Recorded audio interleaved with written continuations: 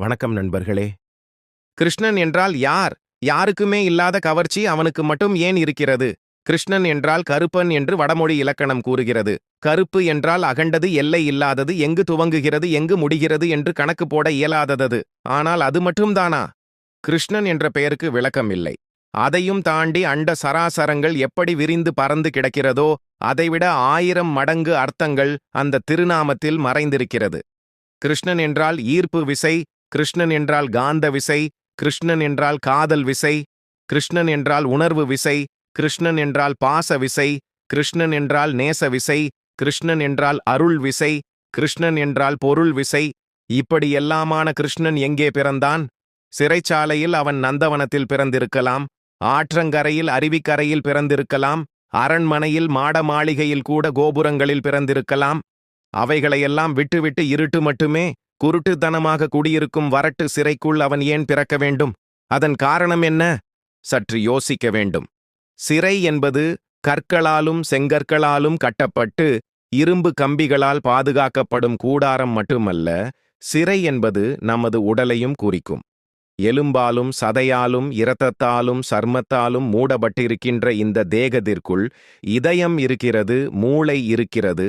இவற்றிற்குள் ஆசை இருக்கிறது, ஆணவம் இருக்கிறது, அகம்பாவம் இருக்கிறது, மோகம் இருக்கிறது, தாகம் இருக்கிறது, கோபம் இருக்கிறது.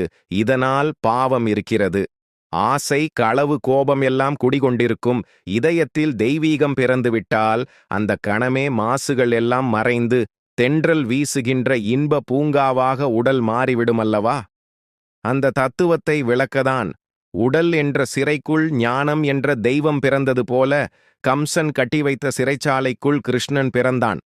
அவன் பிறந்த மறுகணமே இருண்ட சிறை வெளிச்சமானது, மூடிய கதவு திறந்தது, பூட்டுகளையெல்லாம் வெடித்து சிதறியது, ஆர்ப்பரிக்கும் ஆற்று வெள்ளம் கூட இரண்டாக பிளந்து வழிவிட்டது. விஷம் கக்கும் நாகம் வந்து குடைபிடித்து மனித மனம் இருண்டு போன சிறைச்சாலைதான். அதனுள் எத்தனையோ விஷச் செடிகள் வளர்ந்து செழித்து தழைத்து கிடக்கிறது. ஆசை என்ற நீர் ஊற்றி மோகம் என்ற பயிரை அந்த சிறைக்குள் வளர்த்து வருகிறோம். வளர வேண்டிய மனிதன், வாழ வேண்டிய மனிதன், தெய்வத்தோடு ஒப்ப வைக்கப்பட வேண்டிய மனிதன் தாழ்ந்து கிடக்கிறான், தவறி கிடக்கிறான், பாழ்பட்டு கிடக்கிறான். அவன் உயர வேண்டுமென்றால் அவனது மனச்சிறைக்குள் கிருஷ்ணன் என்ற தெய்வம் பிறக்க வேண்டும்.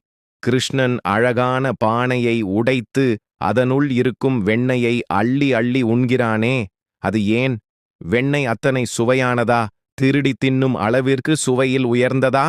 இல்லை, இல்லவே இல்லை. வெண்ணெயை எடுத்து நாவிலே வைத்து சுவைத்து பாருங்கள்.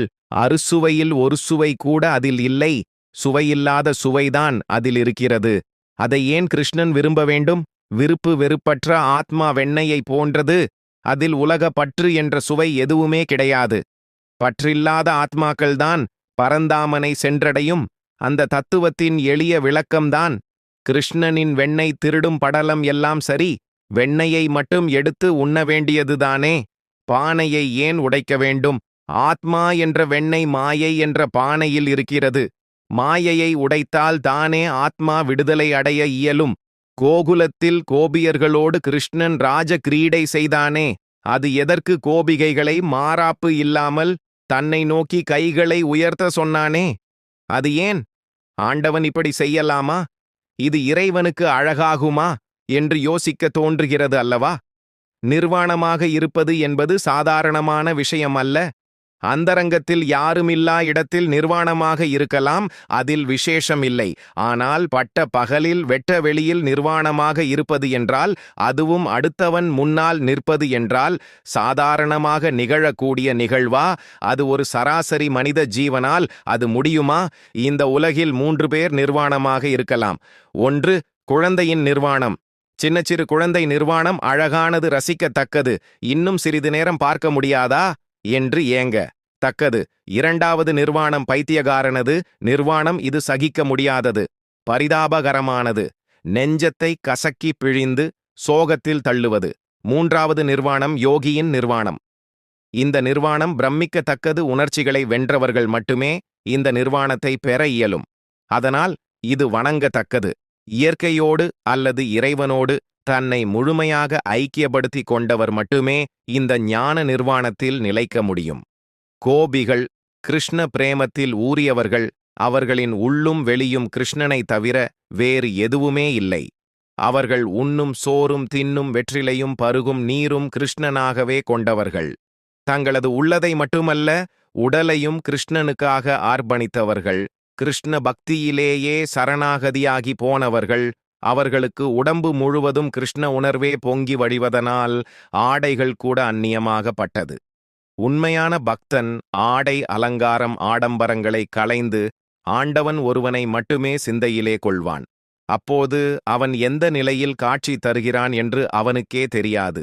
கோபிகையரின் காதல் ஆண்டாளின் காதல், மீராவின் காதல் அவர்களுக்கு மட்டுமே தெரிந்த உணர்ந்த தெய்வீக உணர்ச்சி.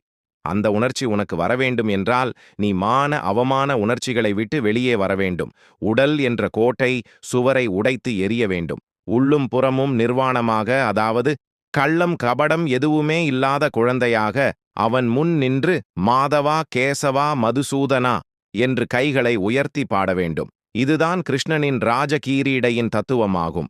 காளிங்கன் என்ற நாகபடத்தின் மீது நர்த்தனம் செய்தானே கண்ணபெருமான், அதன் விளக்கத்தை அறிந்து கொண்டால் மாயை என்ற பிசாசு, காமம் என்ற மோகினி, கோபம் என்ற அசுரன் நம்மை நெருங்கவே மாட்டான்.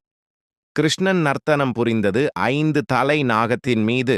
கிருஷ்ணன் ஆட ஆட ஒவ்வொரு தலையிலிருந்து விஷ அக்கினி கொட்டிக்கொண்டே இருந்தது. அந்த அக்கினியால் காளிங்க தீர்த்தமே ஆலகால விஷ தீர்த்தமாக ஆகிப்போனது. கிருஷ்ணன் ஆடினான். நாகபடம் சோறும் வரை ஆடினான். கிருஷ்ணன் மீண்டும் மீண்டும் ஆடினான். நாகத்தின் விஷம் முழுமையாக வெளியேறும் வரை கிருஷ்ணன் நிற்காமல் நிதானிக்காமல் ஆடிக்கொண்டே இருந்தான். நாகத்தின் தலையிலிருந்து ஆணவம் என்ற விஷம் கொட்டி தீரும் வரை ஆடினான் ஆடினான் ஆடிக்கொண்டே இருந்தான். கிருஷ்ணனின் இந்த ஆட்டம் நமது ஐம்புலன்கள் மீது அவன் ஆடுகிற ஆட்டமாகும். உன்னி கிருஷ்ணன் புலன்களின் மீது நடனமாட ஆரம்பித்தால் புலன்களின் வேகம் குறையும், வீரியம் குறையும், நாசகார இருளுக்குள் மனித ஆன்மாவை தள்ளுவது குறையும், ஞானத்தை அறிவை தெளிவை உணர்வதை அதிகரிக்கும். நாகத்தின் தலை மீது கிருஷ்ணன் ஆடுவது போல் ஒவ்வொரு மனிதனின் 1000 இதழ் கொண்ட சகஸ்ரத்தின் மீது கிருஷ்ணன் எப்போதும் இடைவிடாது ஆடிக்கொண்டே இருக்கிறான். அவனை உணர உணர உனது பாவம், உனது சோகம், உனது ரோகம் உன்னை விட்டு ஓடிக்கொண்டே இருக்கும். எனவே நீ செய்ய வேண்டியது ஒன்றே ஒன்றுதான். போ, ஓடிபோ. இன்று புதிதாக பிறந்திருக்கும் குழந்தை, கிருஷ்ணரின் திருவடிகளை இறுக பற்றிக்கொள். உன் பற்றுகளை எல்லாம் அறுத்தெறியும்படி அவனிடம் பிரார்த்தனை செய். எனக்கென்று யாருமில்லை, எனக்கொரு துணையுமில்லை, உன்னை விட்டால் எனக்கு கதி இல்லை என்று அவனை சரணடை. அவர் நோய்க்கு மருந்து, பசிக்கு விருந்து, உன் பிறவி வினை தீர அவனையே அருந்து. கதையை படித்த கேட்ட அனைவருக்கும் நன்றி. கதை பிடித்திருந்தால் நமது சேனலை லைக் செய்து சப்ஸ்கிரைப் செய்து கொள்ளுங்கள். நன்றி, வணக்கம்.